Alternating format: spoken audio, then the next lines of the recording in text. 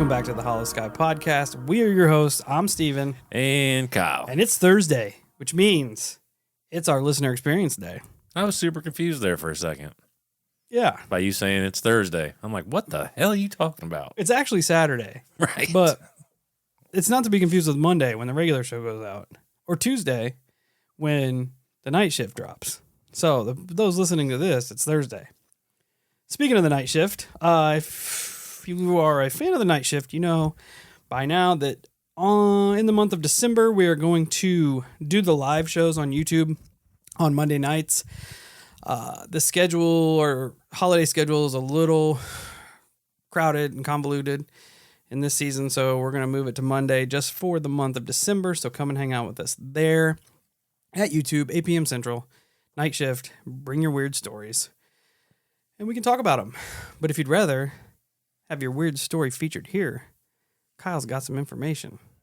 Well, you can write your story out or record yourself, whatever you prefer. Shoot that over to the email, which is going to be holoskypodcast@gmail.com.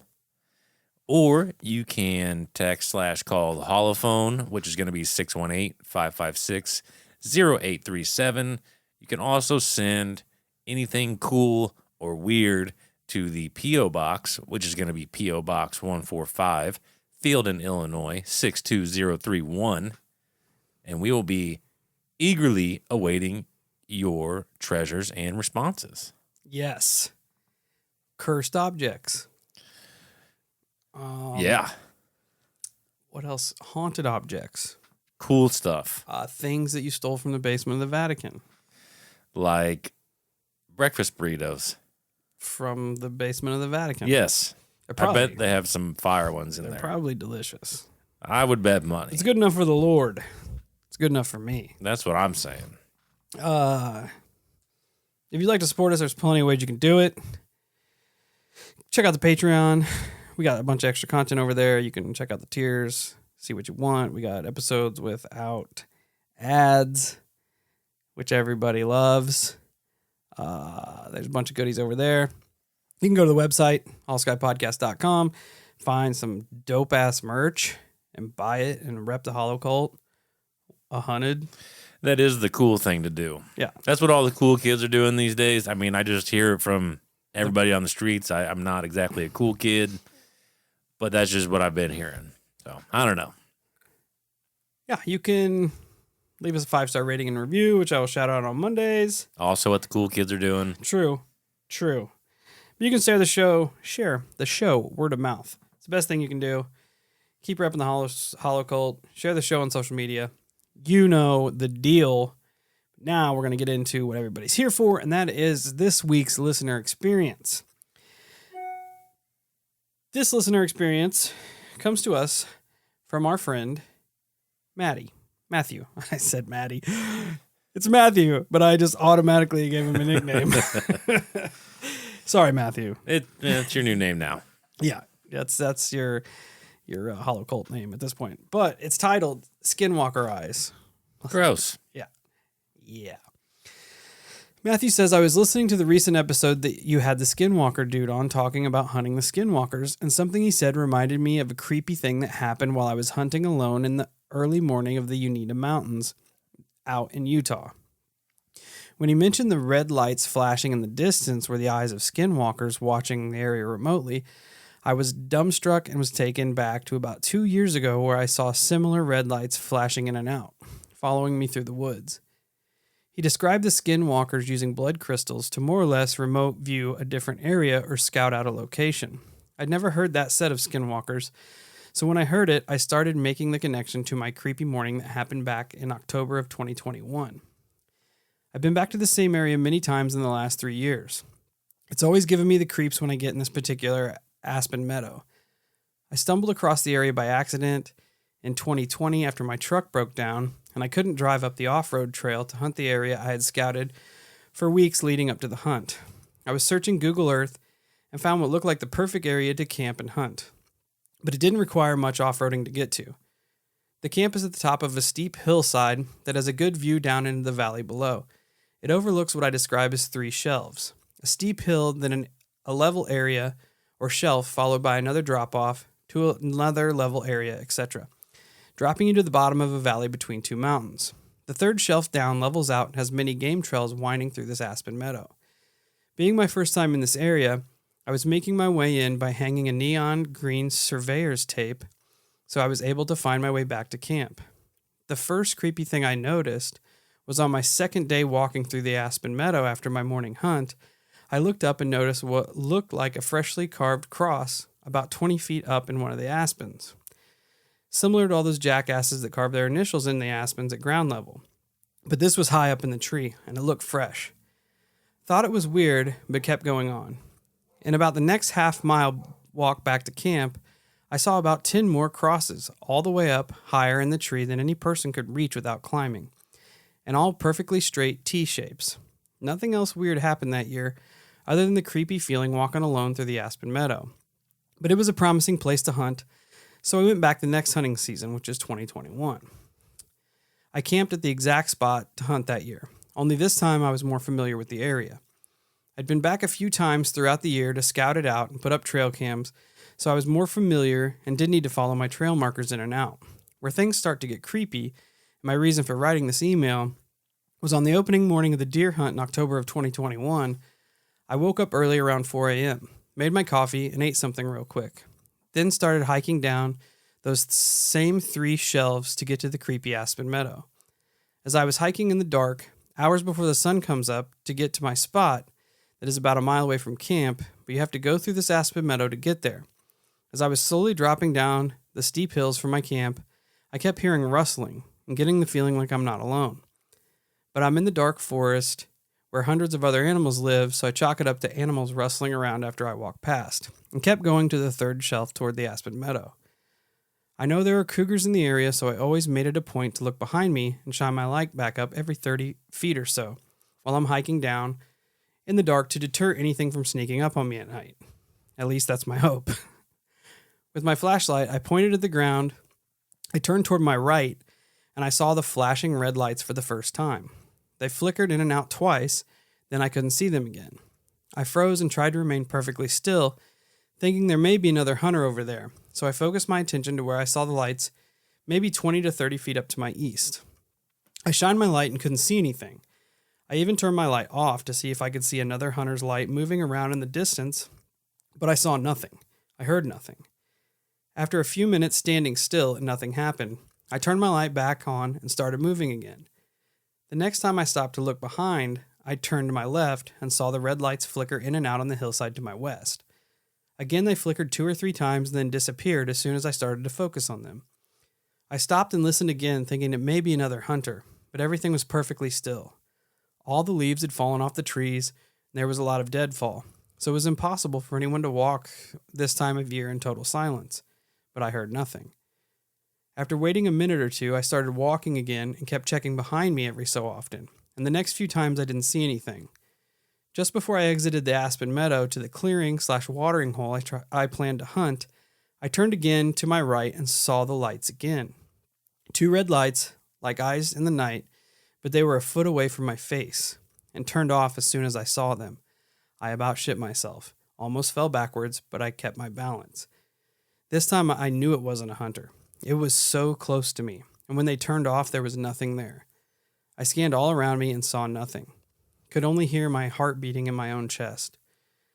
I was almost to the clearing ahead, so I hurried through the last little bit and settled down in an opening where I could see all around me, and just sat waiting for the sun to come up.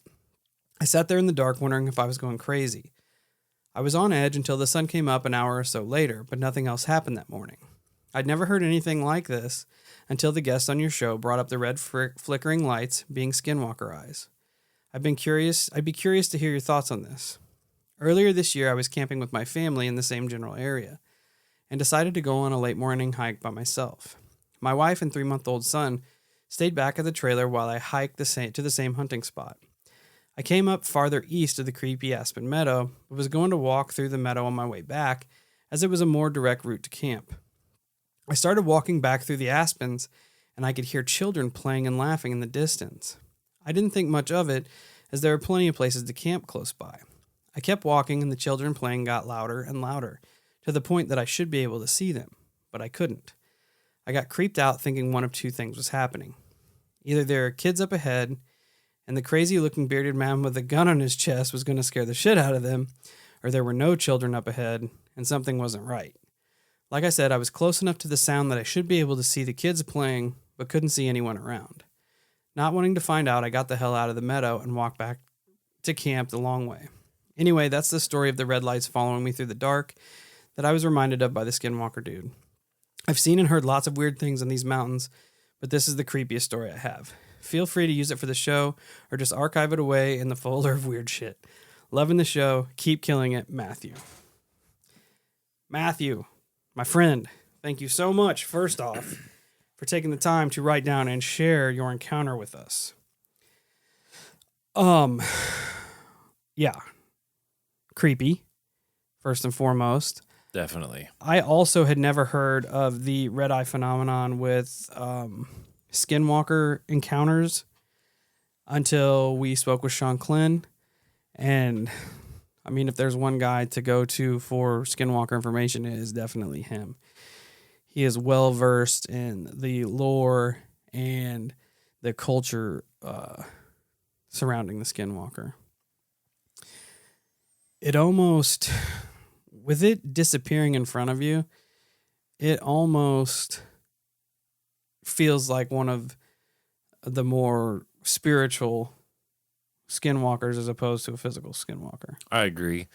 I also want to take the time to say masterfully written. I appreciate the detail you used in telling your story. This is exactly what I love. You know, I love being able to be there with the person experiencing it. I'll be honest, like whenever I was listening to Steve tell your story here, the crosses in the tree is fucking weird. No matter which way you look at that, that's strange. I'm not saying that a person wouldn't climb up and carve a cross in a tree, but the fact that there are multiple trees definitely makes it a little more interesting. The second thing that I can appreciate by your experience here, and what I will be honest about, is that it almost made me wonder at first, because you kept bringing up another hunter. And so my mind went directly to another hunter, thinking that maybe they were using red lights instead of white lights to navigate the dark, because a lot of people will do that.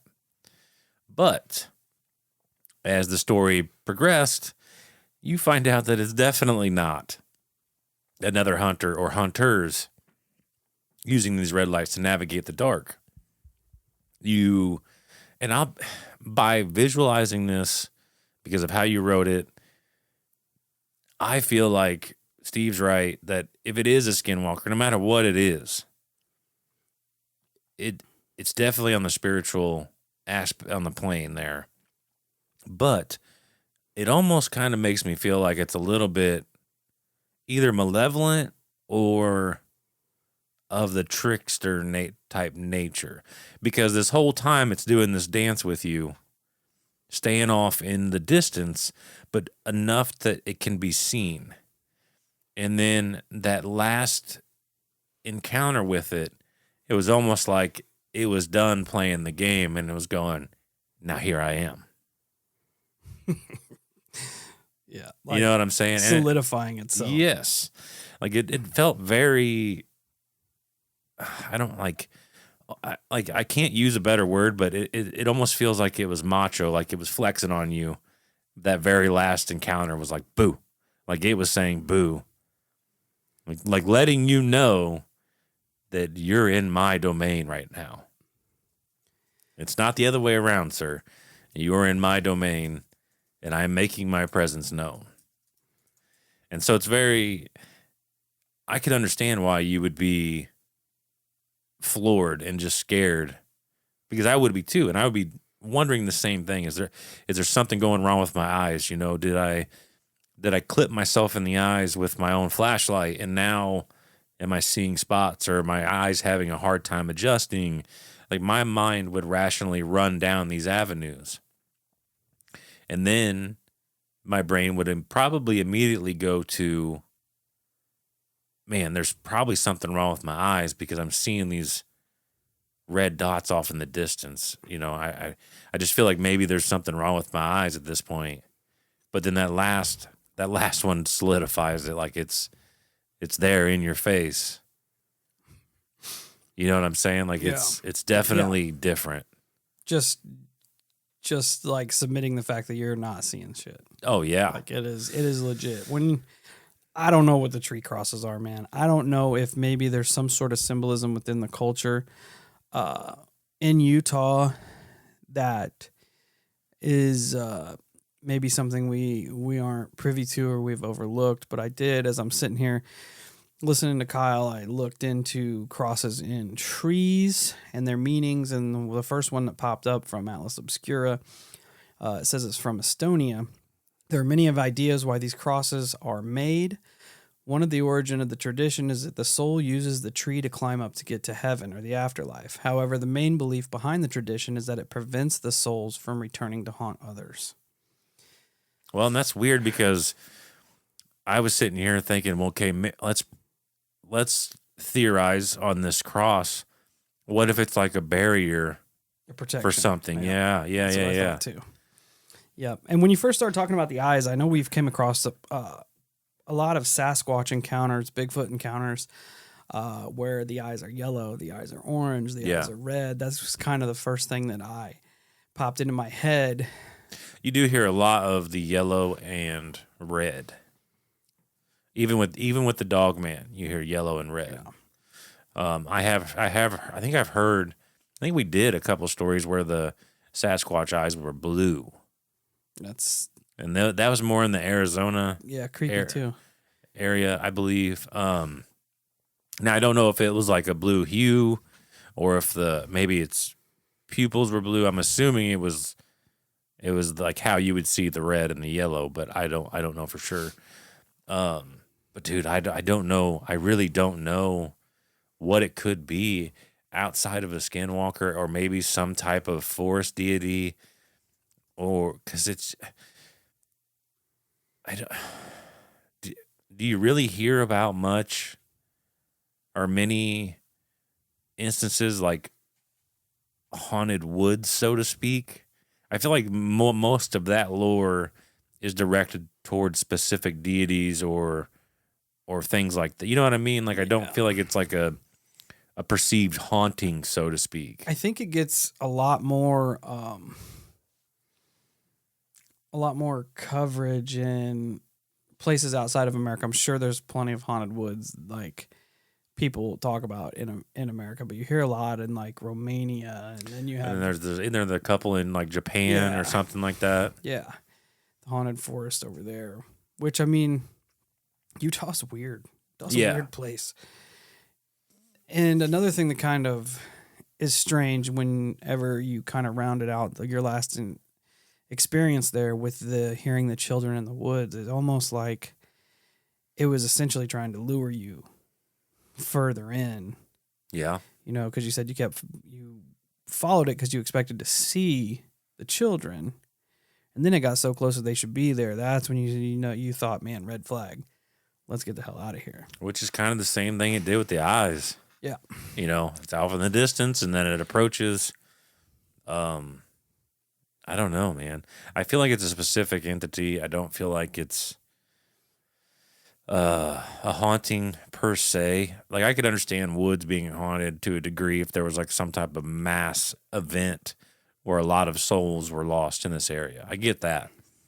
But for one singular entity, my brain would go more toward like witchcraft or a deity or something of that nature.